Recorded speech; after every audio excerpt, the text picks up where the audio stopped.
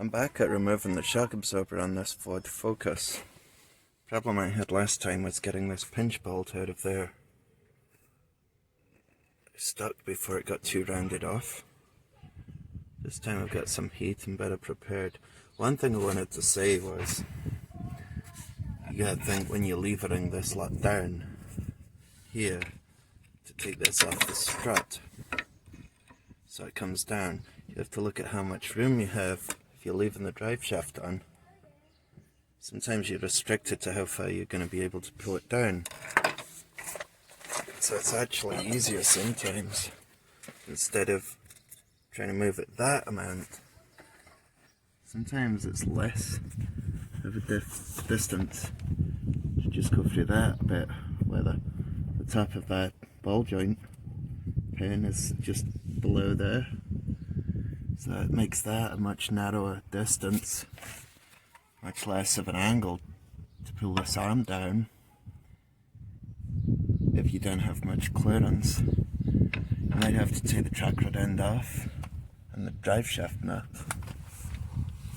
and just take the whole lot off. See there, take the track rod end off. It can be easier to take them off that way. That's handy if you're doing springs and you don't need to take this off anyway. But I still need to take that off because I'm changing the strut. So I'm back at the same place. I've got the drop link off and I'm ready to heat that up. I might have enough distance here to just knock this down and take it out that way. We'll see. If not, I can always put the bolt back in and take the ball joint off after if it doesn't go. But today I've got plenty of time. That's starting to round when I decided to stop. What I mean by round is it's starting to make it a round shape, so there's not much for the socket to grip. So I got some spiral twist sockets to get a better grip on it, and I've got some more heat. So I'll give it a go, heat it up and see if it comes out. Here's my twist sockets that I've just got.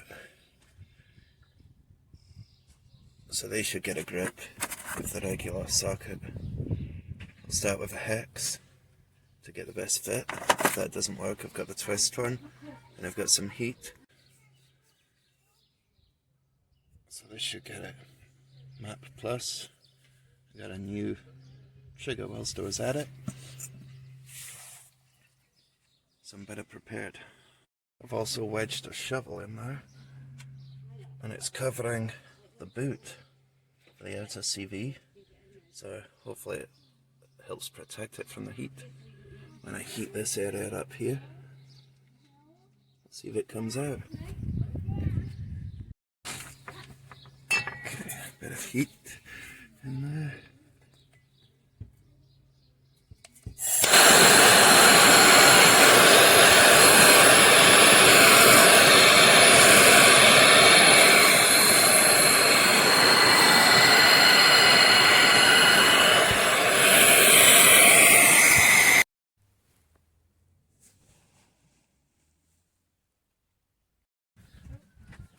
I've actually used my extension of a long reach socket to give a long ratchet more leverage, but it's gone.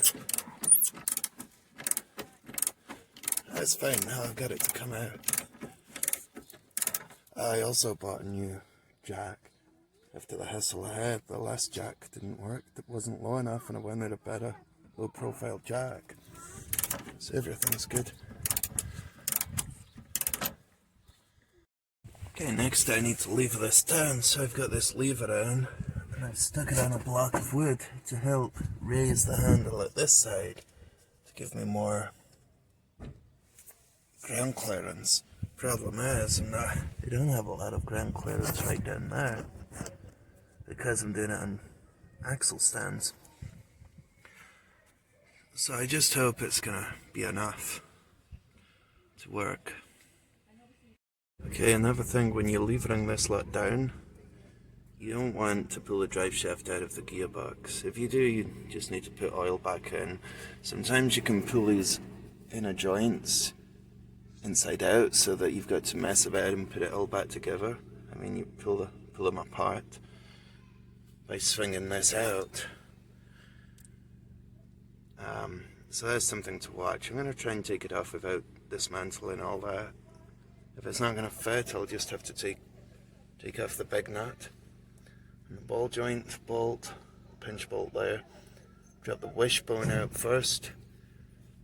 Take the drive shaft, knock it through there, or press it through with a puller and try again. But I'll give it a go the easy way first. This one didn't pull the drive shaft out or do any damage, and it was enough to get it. But here's what I was on about earlier: the depth of that is often much bigger than the depth of the part that the ball joint would come out, the pin. So it's often easier to take that off because you get more leverage or more room here. But this worked out okay, and there was just enough room to fit this under. Just going to undo these bolts at the top, these three. I'll leave that one alone for now. This sort of spring compressor kit's quite good on this car. Put it together like this, and then you turn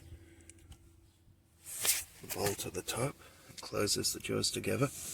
This one's only good if you look at the top of the spring, and if the spring as it goes away from you is going clockwise, these will fit. But if it's one like a Japanese, like a Honda, they go counterclockwise, they don't work on those. So it won't work on all types of cars. I've mostly backed it off. No, I put a little bit of tension on that, just enough so that it doesn't all spin on the shaft in the center when I'm trying to unscrew it. So I'll start to undo that.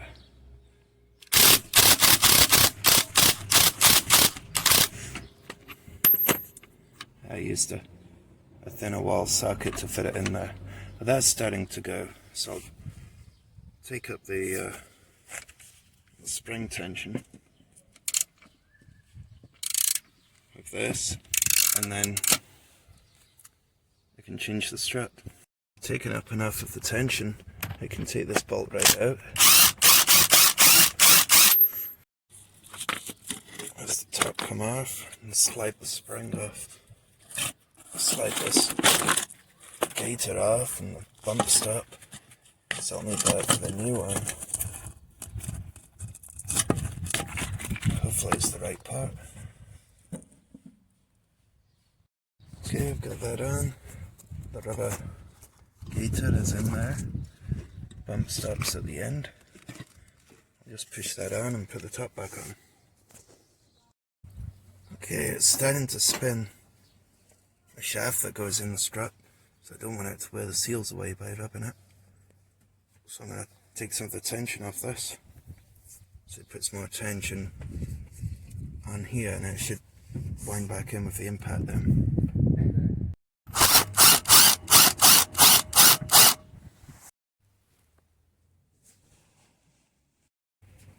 Put a new drop link on at the same time.